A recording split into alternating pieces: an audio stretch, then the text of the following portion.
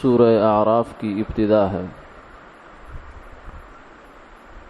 اعوذ باللہ من الشیطان الرجیم، بسم اللہ الرحمن الرحیم۔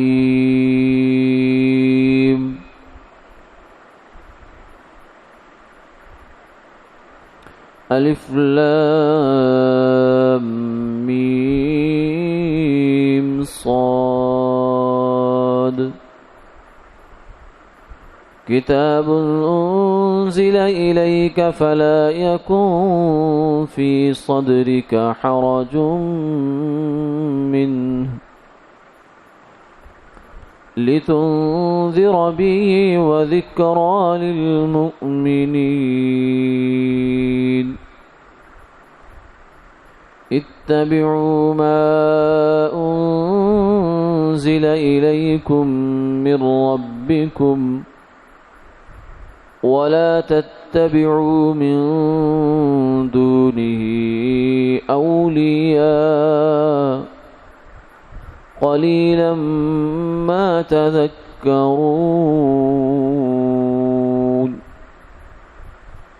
صدق اللہ العظیم۔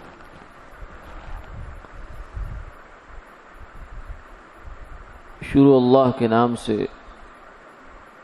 جو بے حد مہربان نہایت رحم والا ہے۔ الف لام میم صاد، یہ کتاب اتری ہے آپ پر، تو آپ کو چاہیے کہ آپ تنگ دل نہ ہوں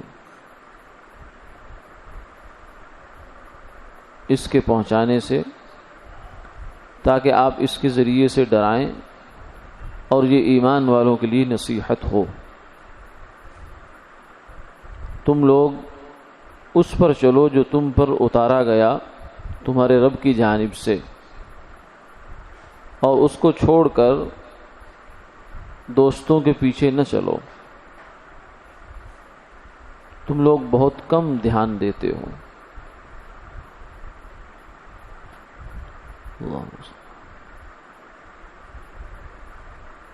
آج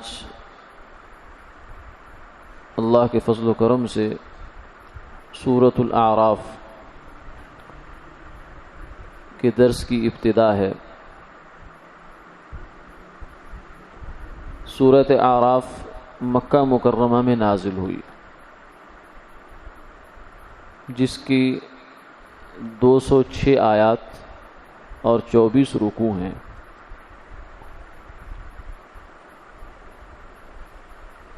اعراف کے بارے میں تفاسیر مختلف ہیں۔ ایک تفسیر یہ ہے کہ اس سے مراد وہ مقام ہے جو جنت اور جہنم کے درمیان ہے۔ وہاں جن لوگوں کے بارے میں ابھی جنت کا فیصلہ نہیں نہ جہنم کا فیصلہ ہے، وہ وہاں ٹھہریں گے۔ مثلا وہ لوگ کہ جن کی نیکیاں برابر سرابر ہو گئی، نیکیاں اور برائیاں آپس میں، تو مفسرین نے فرمایا کہ وہ اس میں کچھ عرصہ رہیں گے، یہاں تک کہ ان کے جو گناہ ہیں وہ کم ہو جائیں اور نیکیاں ان کی غالب آ جائیں، پھر وہ بالآخر جنت میں چلے جائیں گے۔ یعنی یہ اعراف کوئی ہمیشہ کے لیے دائمی مقام نہیں ہے کہ ہمیشہ رہے گا۔ یہ کچھ ایسی گویا کہ لوگ رہیں گے جو نہ جنت میں ہوں گے نہ جہنم میں ہوں گے، ایسی نہیں ہے، بلکہ ایک عارضی مقام ہے۔ اس کے بعد بالآخر مخلوق نے یا جنت میں جانا ہے یا جہنم میں جانا ہے۔ تو چونکہ اس سورت مبارکہ میں تذکرہ ہے اعراف کا، اس لیے اس سورت کا نام ہی اعراف رکھا گیا۔ پہلی آیت الف لام میم صاد، یہ حروف مقطعات میں سے ہے۔ مقطعات کا مطلب ہوتا ہے کٹے ہوئے حروف، یعنی حروف تہجی جیسے ہوتے ہیں الف با تا ثا۔ تو یہ الگ الگ گویا کے حروف ہیں جن کا معنی یہاں سوائے اللہ کے اور کوئی نہیں جانتا، یعنی اللہ نے اپنے پاس رکھا ہے۔ مخلوقات کو یہ لوگوں کو بتایا نہیں گیا، اس لیے کہ یہ امتحان بھی ہے اور اعلان بھی ہے امتحان اس بات کا ہے کہ جو لوگ علم والے ہیں وہ تو اپنے علم کو یہاں استعمال کر کے اس کے معنی جاننے کی کوشش نہ کریں، ان کے لیے ایک آزمائش ہے، روک ہے۔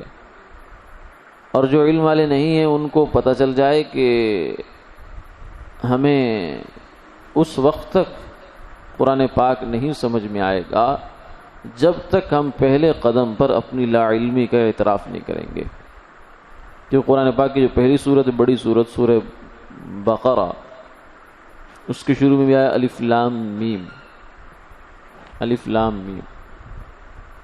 تو یہ اس کا نیچے آپ ترجمہ دیکھ لیں، جتنے تراجم ہوئے پڑے ہیں، باقی لفظوں کا نیچے ترجمہ لکھا ہوتا ہے، ذالک یہ الکتاب، کتاب، لا ریب فیہ، کوئی شک نہیں اس کے اندر، ھدی للمتقین، تقوی والوں کے لیے اس میں ہدایت ہے۔ تو لفظ لفظ کا ترجمہ ہے، کہیں با محاورہ ترجمہ ہوتا ہے، کہیں ایک ایک لفظ کا نیچے ترجمہ لکھا ہوتا ہے، لفظی ترجمہ جسے کہتے ہیں۔ لیکن الف لام میم کے نیچے بھی الف لام میم ہی لکھا ہوگا، ان گویا کہ اس کا ترجمہ ہمیں معلوم نہیں ہے کہ کیا ہے۔ اور باقی رائے یہ کہ یہ کوئی بیکار لفظ ہے، نہیں، ایسا نہیں ہو سکتا، کیونکہ یہ قرآن پاک کا لفظ ہے۔ الحمدللہ الذی انزل علی عبدہ الکتاب ولم یجعل لہ عوجا، پاک ہے وہ ہستی اور تعریفیں اس ہستی کے لیے جس نے اب کتاب نازل کی اپنے بندے پر، اور اس میں کسی قسم کی کوئی ٹیڑھ پنا، کجی، کوئی کمی، کوئی کوتاہی نہیں رکھی۔ اور ایک عام آدمی جو ہے وہ بیکار بات نہیں کرتا، جو سمجھدار آدمی ہے تھوڑا سا بھی، وہ کوئی فضول لا یعنی بات نہیں کرتا۔ کہتے ہیں بھائی کیا بات کر رہے، کیا مطلب ہے اس کا؟ وہ کہ کوئی مطلب نہیں، تو پھر فضول بات کر رہے ہو تو، جب مطلب کوئی نہیں ہے تو ایک عام آدمی جو ہے اس سے بے مطلب بے فائدہ بات گوارا نہیں کی جاتی۔ تو احکم الحاکمین، رب العالمین، سلطان السلاطین، شہنشاہوں کے شہنشاہ، ان کے کلام میں جو ہے وہ بیکار لفظ کیسے آ سکتا ہے؟ لفظ تو استعمال ہوا ہے، کسی مقصد کے لیے ہوا ہے، کسی معنی کے لیے ہوا ہے یہاں، لیکن اس کا معنی ہے کیا وہ اللہ نے بتایا نہیں ہے۔ اور اس لیے نہیں بتایا، اس میں کئی اسباق ہیں۔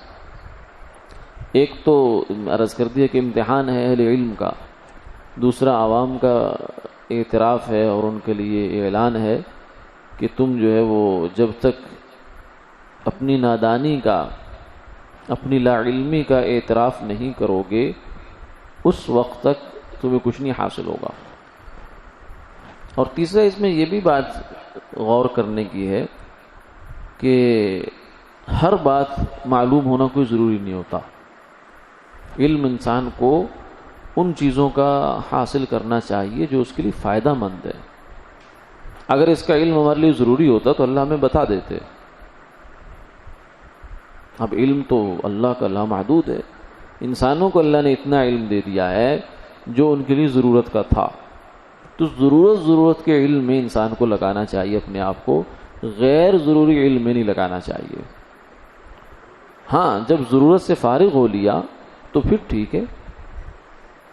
ایک آدمی نے فرائض پڑھ لیے، اب اس کے بعد نفل پڑھتا رہے، سارا دن پڑھتا رہے، لیکن فرض چھوڑ رہا ہے اور نفلوں پہ زور دیا ہوا ہے۔ یہ تو ایسے ہی جیسے آدمی پگڑی بہت شاندار باندھے اور نیچے پاجامہ نہ ہو، شلوار نہ ہو۔ تو جو فرض ہے پہلے اس کو کرنا چاہیے۔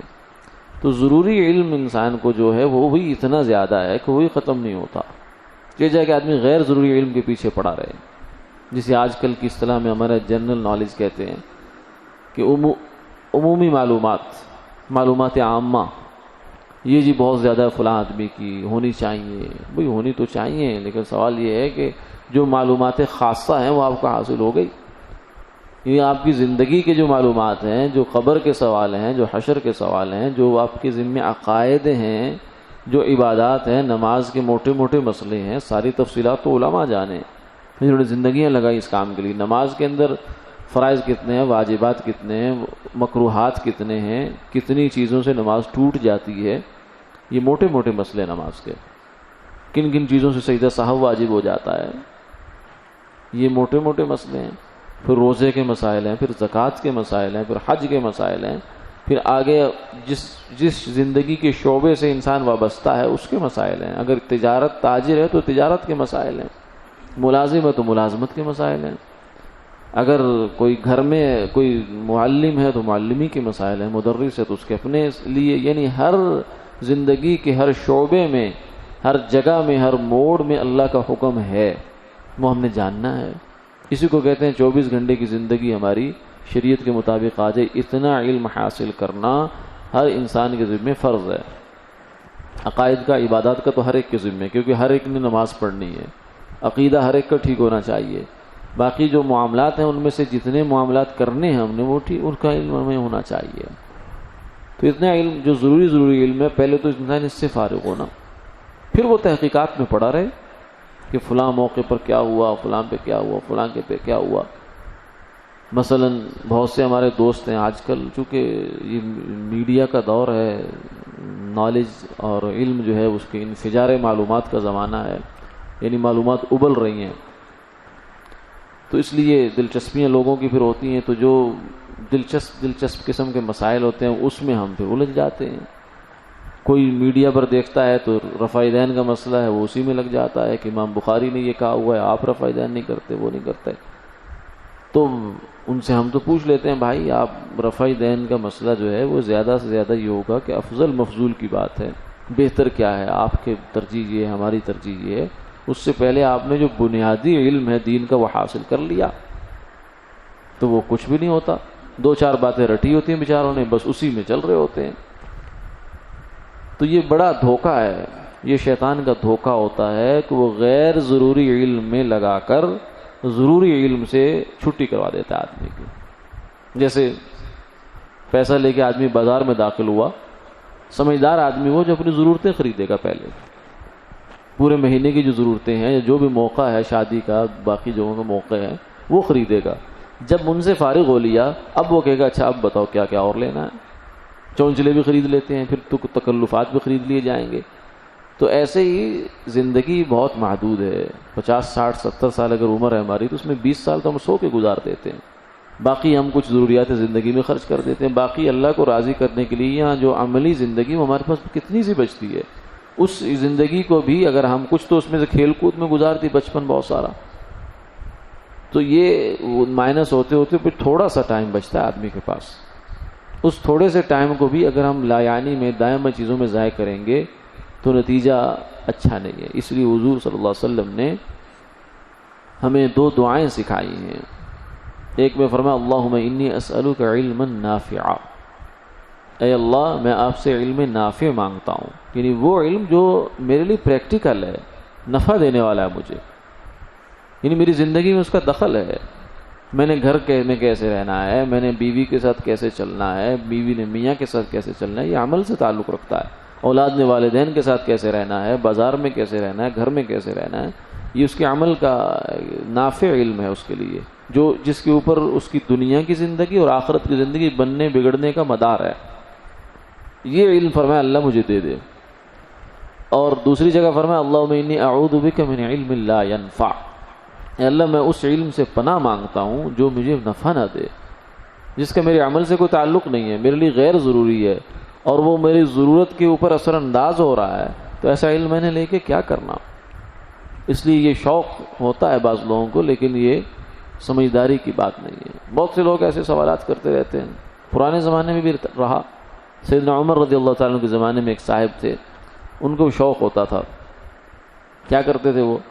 قرآن پاک میں یونیک قسم کی مشکل قسم کے لفظ تلاش کرتے تھے جو عام طور سے ذہن میں نہیں ہوتے آدمی کے، کیونکہ ساری ڈکشنری جو ہے وہ کسی کو ازبر تو نہیں ہوتی. وہ پھر پوچھا کرتے تھے، کبھی کسی کو پوچھ لیا کبھی کسی، یعنی امتحاناً اپنے ایک شغل میرا بنا رکھا تھا انہوں نے اس بات کو. شاید ہو سکتا ہے اپنے خیال میں بڑا کام کر رہے ہو، بڑی خدمت کر رہے ہو کہ دیکھو میں قرآن پاک کے الفاظ حل کر رہا ہوں. لیکن سیدنا عمر رضی اللہ عنہ کو پتہ چلا تو ان کو بلایا اور بلا کر کوڑوں سے ان کو مارا کہ تم یہ کیا فضول حرکتیں کر رہے ہو. جو قرآن پاک کے محکم الفاظ ہیں، آیات ہیں، ان کے اوپر ان کو تم نے سمجھ لیا جو اس کے پیچھے پڑے ہو. کیونکہ وہ اتنا ہے، سیدنا عمر رضی اللہ عنہ فرماتے ہیں کہ انہوں نے 8-10 سال میں سورہ بقرہ حاصل کی تھی. صرف سورہ بقرہ. یعنی صحیح اگر آدمی پڑھ کے لائے ان چیزوں کو، سمجھ کے لائے، تفصیلات میں جائے، تو صحیح علم جو وہ بھی بہت زیادہ ہے، سمندر ہے، دریا ہے. تو یہ آپ نے ان کو اسی طریقے سے بعد میں بھی یہ روش چلتی رہتی ہے معاشرے میں. ایک صاحب ایک محدث کے پاس آئے اور جا کر کہنے لگے کہ شیطان کی بیوی کا کیا نام ہے؟ اب بندہ پوچھے بھائی شیطان کی بیوی ہو یا نہ ہو، اس سے تیرا کیا مطلب؟ اس کا نام ہو یا نہ ہو، کچھ بھی ہو نام، تجھے اس سے کیا لینا دینا کہ تو باقی ساری کاموں سے فارغ ہو گیا ہے، تو علامہ فہامہ بن گیا، جو اب تجھے آخری یہی مسئلہ رہ گیا تیرا.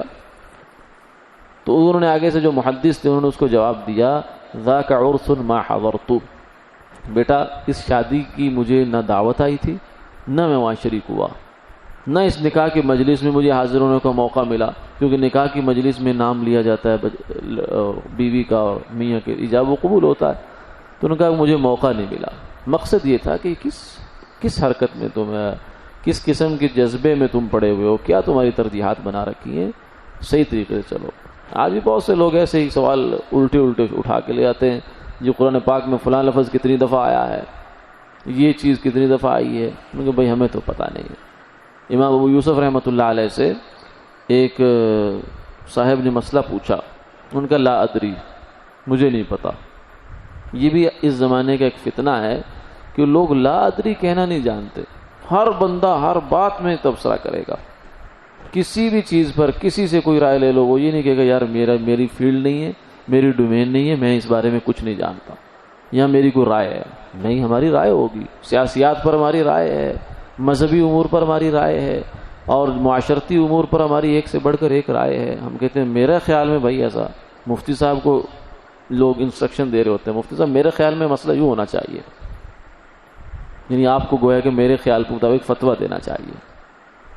ایک صاحب نے مجھے کہا ایسے، ایک مسئلہ پوچھا، میں نے کہا جی یہ جواب ہے، تو کہنے لگے کہ نہیں میرے خیال میں تو یہ مسئلہ یوں نہیں ہونا چاہیے. میں نے کہا پھر آپ کے نام سے فتویٰ مہر لگا کے جاری کر دیا جائے. پھر کہنے لگے نہیں میں کون ہوتا ہوں فتویٰ دینا. میں نے کہا پھر آپ یہ خیال کیا ظاہر فرما رہے ہیں؟ آپ یہ خیال فتوی ہی ہوتا ہے، فتویٰ صرف اسٹیمپ کا نام نہیں ہوتا. جو ہم خیال ظاہر فرما رہے ہیں نا کہ یہ یوں ہونا چاہیے، اس کی ہمیں جوابداری دینی ہے. وَلَا تَقْفُ مَا لَيْسَ لَكَ بِهِ عِلْمٌ إِنَّ السَّمْعَ وَالْبَصَرَ وَالْفُؤَادَ كُلُّ أُولَٰئِكَ كَانَ عَنْهُ مسؤولا. جس چیز کا تمہیں پکا پتہ نہیں ہے، تمہارے پاس دلیل نہیں ہے، تمہارے پاس کوئی ایویڈنس نہیں ہے اس کے اوپر، اس کے بارے میں تم بات نہ کرو. ان السمع والبصر والفؤاد، کیونکہ آنکھ، کان، دل، ہر ایک کے بارے میں سوال ہوگا، کس کے ساتھ کیا بولا، کیا سنا، کیا سمجھا، کیا کہا. تو یہ جو ہم بات پہ کہہ دیتے ہیں نا آئی تھنک، میرا خیال یہ ہے کہ یوں ہونا چاہیے، میرا خیال یہ ہے کہ یوں ہونا چاہیے. مذہبی معاملات میں بھی، باقی معاملات میں چلتے ہی رہتے ہیں، لیکن اس میں بھی ہم چل رہے ہوتے ہیں. میڈیا پر بیٹھ کر بھی لوگ تبصرے کر رہے ہوتے ہیں. تو یہ اپنی حدود سے تجاوز ہوتا ہے. تو پھر ان کو تنبہ ہو گیا، توجہ ہوگی کہ نہیں یہ تو میں تو بات غلط کہہ رہا ہوں، یہ میری ڈومین نہیں ہے کہ میں کہوں کہ میں فتویٰ دے رہا ہوں، کیونکہ یہ تو اتنا بڑا کام ہے کہ صحابہ اسے ڈرا کرتے تھے. عمر رضی اللہ عنہ ایک مسئلے میں، ایک صحابی کہتے ہیں بعد میں، لوگ کہنے لگے کہ تم لوگ اتنے